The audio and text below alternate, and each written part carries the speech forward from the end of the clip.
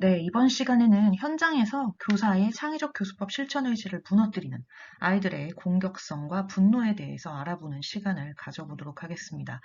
그동안 교재 보시면서 네, 공부하시냐고 힘드셨죠? 원격 강의 쉽지 않아요. 그쵸?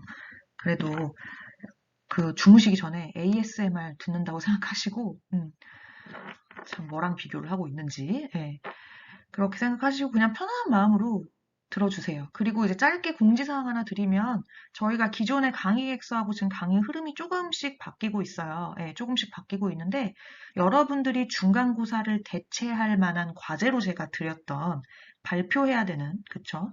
원격으로 발표를 해야 하는 유형 1부터 3까지의 그 내용을 원래 기존 강의 계획서에는 7주차부터 전개를 하려고 했는데 그렇지 않고 8주차 정도부터 실행을 하게 될 예정입니다. 그리고 그때 강의 계획서 설명드릴 때는 본인이 무엇을 하고 싶은지를 생각해봐라 라고 했는데 저희가 실제로 만날 기회가 없고 하다 보니까 그냥 제가 임의로 추첨을 해가지고 할당을 해드릴게요. 예, 할당을 해드릴 테니, 어, 정말 너무 꼭 바꾸고 싶다라고 하시는 분이 계시면 그 학급 안에서 협의를 통해서 바꾸는 방식으로 가야 될 것 같아요. 예. 그래서 그렇게, 왜냐하면 지금 다 개인 과제인데 서로 원하는 바가 너무 달라져 버리면 이게 답이 안 나올 것 같아요. 예. 다 같이 교실에서 제가 이렇게 같이 이야기를 나누는 그런 상황이 아니다 보니까 좀 어려울 것 같아서요. 그냥 일단은 제가 임의로 배정을 해서 조별 명단을 그 해당 발표 순서를 말씀드릴 테니까 이의가 있거나 바꾸고 싶은 마음이 있으신 분들은 꼭 다른 친구랑 협의를 해갖고 저 이 친구랑 이렇게 바꾸겠습니다라고 저에게 쪽지나 연락을 주시기 바랍니다. 아시겠죠?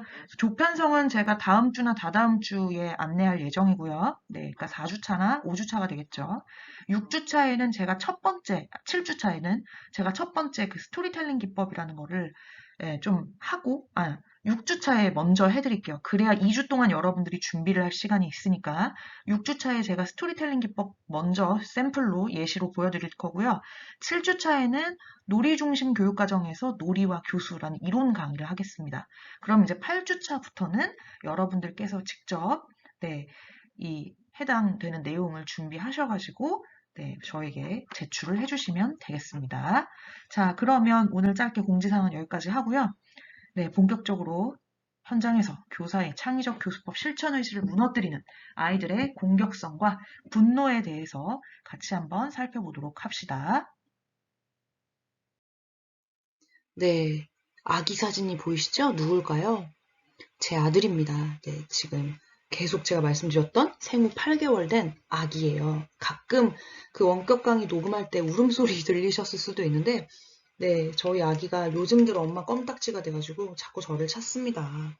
자, 아이들은 대개 돌이 지나면서 걸음마를 시작하고, 저희 아가는 아직은 걸음마 단계는 아니고, 이제 붙잡고 일어서는 그런 단계거든요. 네. 그래서 돌이 지나면서 걸음마 시작하고, 두 돌 지나면 24개월 정도 되면 말을 막 하기 시작하죠. 그리고 이때부터 초등학교에 입학하기 전까지 너무 막 재롱도 부리고, 애교도 부리고, 요새 너무 예뻐 죽겠어요. 배시시 웃고, 엄마 코도 깨물고, 아이들이 부모에게 할 수 있는 효도의 반 이상을 이 시기에 한다고 해도 과언이 아닐 정도로 너무나 예쁘고 사랑스럽습니다. 그런데 이렇게 천진스럽고 귀엽기만 해야 할 아이가 다른 사람을 때리고 공격하고는 자기는 절대로 안 그랬다고 발뺌하면 선생님들은 어리다고 그냥 넘어가야 할지, 다른 아이들에게 피해를 주기 때문에 호되게 혼을 내야 할지 난감하기 짝이 없죠. 하지만 선생님들이 먼저 알고 계셔야 할 것은 어린 아이들의 이런 공격적인 행동은 매우 일반적이고 정상적인 발달 과정의 하나라는 겁니다. 뭐라고요? 굉장히 정상적인 발달 과정 중 하나가 바로 이 공격성이라는 거예요. 즉, 지금까지 여러분들이 공격적이야. 쟤 너무 좀 공격성이 있어요. 쟤 되게 좀 문제 행동 많이 하고 애가 공격적이에요. 라고 얘기하면 굉장히 우리는 현장에서 부정적인 단어로 쓰이죠. 굉장히 네거티브한 그런 단어로 쓰이는데 일단 지금 선생님들이 먼저 가지셔야 되는 생각, 태도 공격적인 것, 공격성은 정상적인 것이다 라는 것을 좀 알아두셨으면 좋겠어요. 다시 한번 말씀드릴게요. 이러한 공격적인 행동은 매우 지극히 일반적이고 정상적인 아기가 성장하는 발달 과정의 하나라는 것 기억해 두세요. 특히 6살 이전의 아이들, 저희가 현장에서 만나는 아이들이죠. 6살 이전의 아이들은 아직 자신의 충동을 잘 조절하지 못하기 때문에 때리기, 발로 차기, 깨물기 등의 난폭한 행동을 종종 합니다. 또한 좀 더 커서 남을 때리는 것이 잘못된 행동이라는 것을 분명히 알아도 경우에 따라서는 자기 스스로를 조절하지 못하고 폭력적인 행동을 할 때도 있습니다. 다만 이러한 폭력적인 행동은 대부분 성장하면서 소멸되죠. 제 수업 듣고 계신 여러분들 중에 혹시 좀 마음에 안 든다고 주먹으로 머리를 치거나 욕을 하거나 소리를 지르시는 분 계신가요? 물론 나만의 독립적인 공간에서는 그럴 수 있지만 사회적인 어떤 그런 환경에서 그러신 분은 거의 없으실 거예요. 자, 이때 교사의 가장 중요한 역할은 아이가 왜 때리는 행동을 하는지 그 이유를 알고 이해하는 것입니다. 그리고 유아들이 때리는 것, 무는 것, 그리고 뭐 소리 지르는 것, 물건 던지는 것 등의 공격적인 행동을 하지 않고도 자신의 감정을 표현하는 방법을 가르쳐 주어야겠죠. 아이가 성장해 간다는 것은 사실은 그 아이 자신에게도 참 힘든 과정이에요. 우리 다 겪어봤잖아요. 아이에게는 발달 과정에서 꼭 해야만 하는 숙제들이 있죠. 발달 과업들이 있죠. 이러한 것들을 해 나간다는 것 자체가 스트레스라고 할 수 있겠습니다. 이러한 발달 과정의 숙제를 해내기 위해서는 뭐가 필요할까요? 에너지가 필요하겠죠? 그렇다면 이러한 에너지는 어디에서 올까요? 네, 조금 약간 어폐가 있는 듯 보이지만 바로 공격성입니다.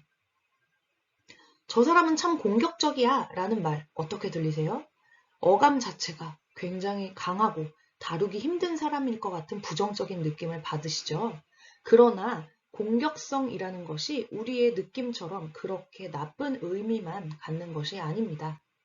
공격성은 옛 것을 허물고 자기만의 새로운 것을 만드는 데 필요한 에너지라고도 볼 수 있겠습니다.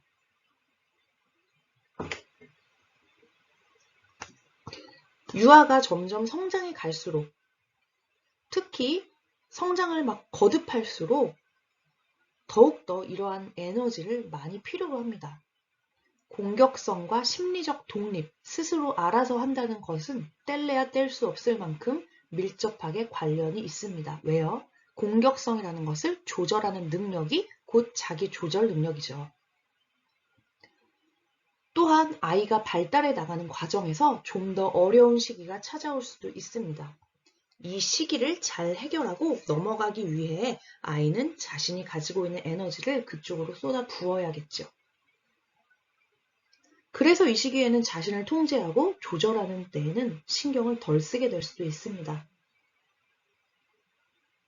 아이들은 어리기 때문에 자기 주변에서 일어나는 일들에 대해 자신을 조절하고 제어하는 길이 미숙합니다.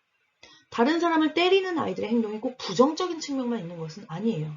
이것은 어찌 보면 아이를 둘러싸고 있는 세상 안에서 자기 자신을 통제해 나가기 위한 일련의 과정에서 나타나는 모습일 수도 있겠습니다. 네, 지금까지 제가 계속 이야기한 것, 공격성이라는 것 자체에 대한 너무나 부정적인 인식을 조금 버리시라는 말씀 다시 한번 드리면서 넘어가겠습니다. 자, 우리가 실습을 딱 나갔어요. 눈앞에 아이들이 자유선택 놀이 시간에 놀이를 하고 있습니다. 이때 만날 수 있는 공격적인 유아는 어떤 유아들이 있을까요?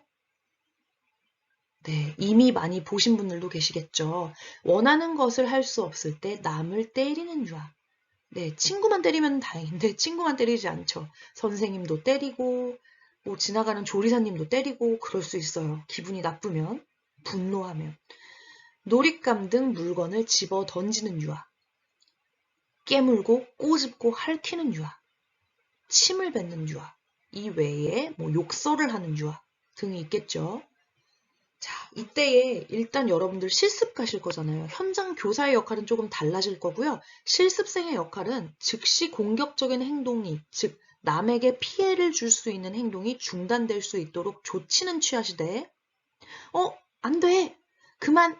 하고 그 자리에서 그 아이를 들고 이동을 시킨다든지 하는 중단이 될 수 있는 스탑이죠. 중단될 수 있도록 조치는 취하되 절대 직접적인 중재는 하지 마시기 바랍니다.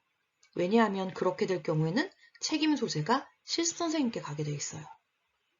직접적인 중재는 하지 말고 반드시 그 즉시 담임 선생님을 호출하거나 담임 선생님이 부재 중이시라면 옆반 선생님을 호출해서 정확한 상황을 전달하시기 바랍니다.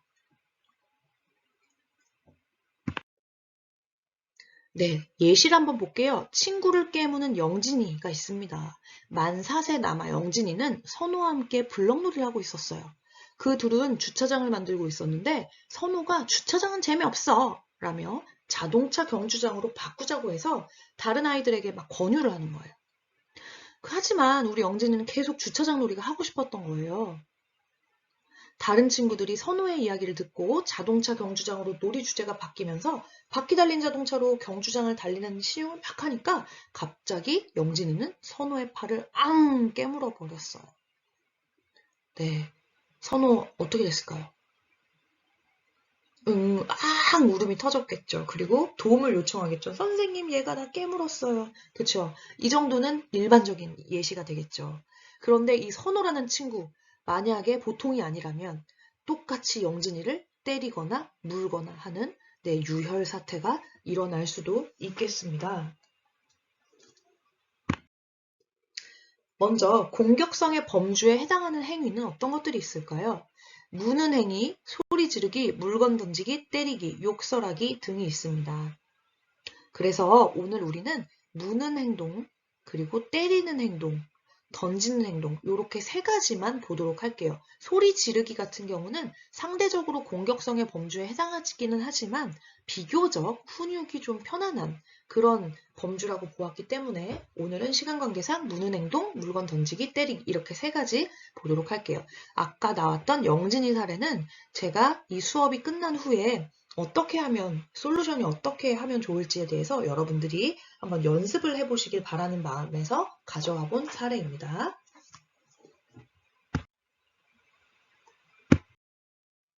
네, 무는 행동 먼저 볼게요.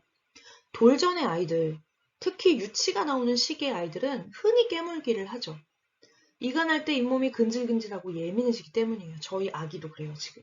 그래서 이 시기의 아이들은 아무거나 입으로 가져가 빨고 깨뭅니다. 장난감이나 옷자락, 양말들을 물기도 하고 부모나 다른 사람을 깨물기도 해요. 저희 아기도 저의 얼굴을 빤히 보다 갑자기 제 코를 깡 하고 깨물기도 해요. 네, 이것은 절대 공격성의 발현이 아니죠. 네, 그냥 가만히 놔두시면 됩니다. 잘 물 수 있는 것, 안전한 것을 제공해주면 됩니다. 18에서 30개월 사이의 아이들에게서도 깨무는 행동을 자주 볼 수 있는데 이 시기의 아이들은 자신이 다른 사람을 깨물었을 때 그 사람이 아프다는 것을 이해하지 못합니다. 그리고 취약전 아이들에게서 나타나는 이런 깨무는 행동은 아주 심하게 비정상적인 것은 아니죠. 이 시기에 꽤 많은 아이들이 최소한 한 번은 다른 사람을 물어본 경험이 있을 정도니까요. 이런 행동은 성인이 돼가면서 성장하면서 점점 소멸된다라는 점 기억해 두시면 별거 아니라는 거 이해되시죠? 그래서 어린이집 후에 취업하시거나 어린이집에서 계시게 되면 아기가 막 깨문다고 해서 이게 막 공격성의 표출이다라고 이렇게 너무 편협하게 생각하실 필요는 없어요. 상황과 맥락을 잘 보셔가지고 공격성이 발현된 것인지 아니면 그냥 단순한 반복 행동의 하나인지를 보셔서 판단하셔서 중재를 하시면 되겠습니다. 문제는 30개월 이후의 아이들이에요. 또래 아이들이 많이 뒤섞여 있는 특히 유치원의 경우 이런 무는 행동 종종 일어나죠. 그래서 학부모님들 컴플레인 전화 중에 하나가 아니 누가 누구에게 물렸는데 어떻게 해요? 응급처치를 이렇게 해주실 수가 있어요. 혹은 너무 속이 상하네요. 어떻게 우리 애가 물리는 동안 선생님 뭐 하고 계셨나요? 등등 이런 전화 많이 저는 많이 받아봤거든요. 네. 자, 30개월 이후의 아이들은요, 언제 그렇게 물을까요? 네, 그 아이들 같은 경우는 자신의 마음을 충분히 표현하고 다루는 의사소통 방법이 일단 미숙하죠. 그렇기 때문에 거기에서 오는 좌절감이나 분노, 흥분을 느낄 때 깨무는 행동을 합니다.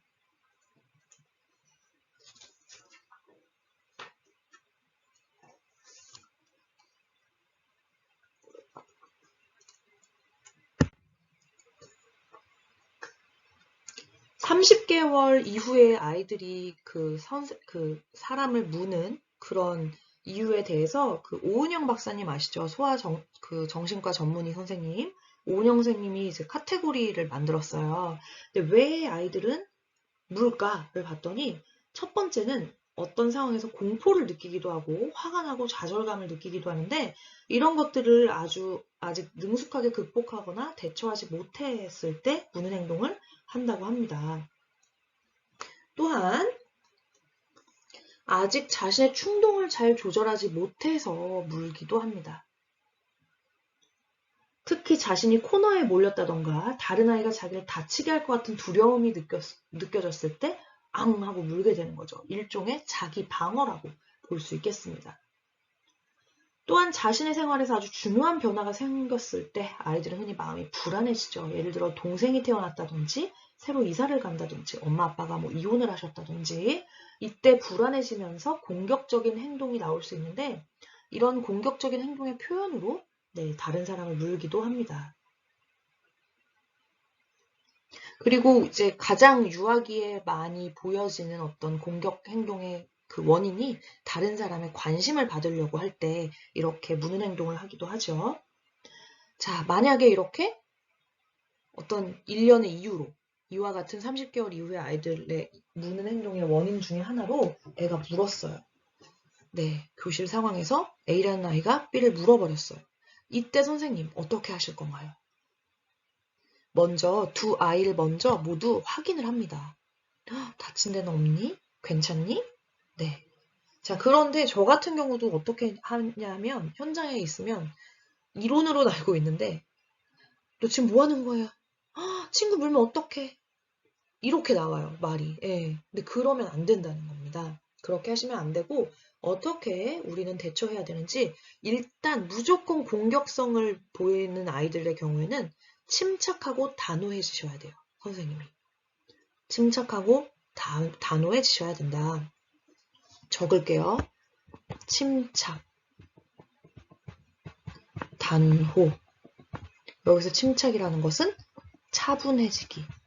즉, 선생님이 먼저 너무 흥분하지 않기입니다. 저는 어떤 경우도 봤냐면, 한 아이가 다른 아이의 팔을 물었는데 피가 났어요. 근데 그걸 보고 선생님 한 분이 너무 놀라셔가지고, 어머, 어떡해요? 선생님, 어떡해요? 이렇게 되신 거예요. 근데 그런 모습을 아이들에게 보여주시면 안 돼요. 왜죠? 그 문 아이가 굉장히 큰 죄책감을 느낄 수도 있고 하기 때문에 선생님이 먼저 너무 놀라시면 안 되겠습니다. 네. 자, 두 아이를 먼저 모두 확인하시고 그리고 화내지 마시고 차분하게 이야기를 나누세요. 어떤 상황이었는지 만약에 못 보셨다면 그리고 두 아이 모두의 이야기를 들으시도록 하셔야 됩니다. 두 아이 모두의 이야기를 그리고 물린 아이와 문 아이 양쪽 모두 다 지원을 해주셔야 돼요. 그냥 너무 티나게 문 아이만 가해자로 몰고 물린 아이만 피해자로 괜찮니? 땡땡아 이런 식으로 하게 되면 그 아이의 공격성은 소멸되기보다 더 강화될 확률이 높습니다. 그리고 다시 한번 기억하셔야 되는 게 아이들이 무는 행동, 의사소통 능력이나 자기 절제가 부족하기 때문에 나타나는 행동이잖아요. 그렇기 때문에 언어적인 표현으로 도움을 청하는 방법을 가르쳐 주십니다. 그리고 다시 한번 유아와 일어났던 일에 대해 이야기 나누면서 아유, 네가 속상해가지고 그렇게 물게 된 거구나. 이제 선생님이 이해했어. 네, 그 아이를 지지해 주시는 단계를 거치셔야 합니다. 그러면서 한 단계 반드시 꼭 필요한 게 바로 이거예요. 물어도 되는 것과 물면 안 되는 것을 구별할 수 있도록 말을 해주셔야 됩니다. 네, 넘어갈게요. 물건 던지는 행동. 던져도 되는 것, 그리고 던지면 안 되는 것에 대해서 가르쳐 주셔야 돼요. 저희 같은 경우는 유치원 2층 교실에서 자석 블럭을 한 아이가 계속 창밖으로 던져서 지나가는 행인이 맞은 케이스도 있었어요. 선생님한테 왜 중지를 안 하셨어요? 그랬더니 못 보셨대요. 네, 큰일 납니다. 이런 거 정말 인명피해 사고 나면 일이 굉장히 복잡해지기 때문에 항시 아이들 잘 보시고 던져서는 안 되는 물건을 던지는 일이 없게끔 하셔야 될 것 같아요. 특히나 공격적으로 물건을 던지는 것은 아주 단호하게 절대로 해서는 안 되는 일임을 말을 해줘야 돼요. 그다지 위험하지 않은 상황일 때는 오히려 무시하는 것이 도움이 될 수도 있습니다. 왜냐하면 공격적인 행동 유형의 원인 중에 하나가 뭐였죠? 관심받고자 하는 욕구이기 때문에 네, 그다지 위험하지 않은 상황일 때는 그냥 무시해버리면 자연스럽게 던지는 행위가 소멸되기도 하기 때문이에요. 또한 친구에게 화가 났다고 물건을 던지는 행동을 하면 아이를 이동시켜요. 다른 곳으로 데려가서 단호하고 분명하게 그런 행동이 위험하다는 것을 알려주시기 바랍니다. 때리기, 네, 이거 굉장히 빈번하게 일어나는 일이죠. 원인은 마찬가지예요. 사실 공격성으로 인한 어떤 그런 행동들이 다 원인이 보면 마찬가지예요. 분노, 애가 너무 화가 났거나 아니면 그냥 관심이 있는 친구에게 호기심이거나 좌절과 스트레스거나 자기중심적 사고이거나 자기 조절 능력의 부재이거나 조절력 없거나 혹은 때리면 안 된다는 사실조차 모른다거나 개념 부족 이런 원인들이거든요. 자, 되게 뻔한 말 같지만 의외로 많은 선생님들이 일단 때리는 어떤 현장을 목격하시면 다 흥분하세요. 그리고 다그치세요. 그런데 흥분하고 다그치기 이전에 선행되어야 되는 것이 기본생활 습관 다지기예요. 학급에서 3월 초부터 학급에서 지켜야 할 약속에 대해서 끊임없이 이야기해 주시는 것이 중요합니다. 그래서 유아에게 지켜야 할 약속, 친구를 때리면 안 된다라는 거, 우리 반에서 지켜야 할 약속이다 라는 것을 지속적으로 가르쳐 주시고 그 다음 2번부터는 대집단 이야기 나누기 활동으로도 전개할 수가 있겠죠. 분노나 화가 났을 때 그래서 공격성이 막 끌어오를 때 이것을 해결하는 방법 제안해 주기. 아이가 마음이 좀 진정될 때 기다려주고요, 일단. 말이 가장 효과적이라는 것을 짧게 간결하게 얘기해 줍니다. 그리고 의외로 여러분, 요즘 아이들 텔레비전하고 스마트폰 때문에 영향을 받는 경우 되게 많아요.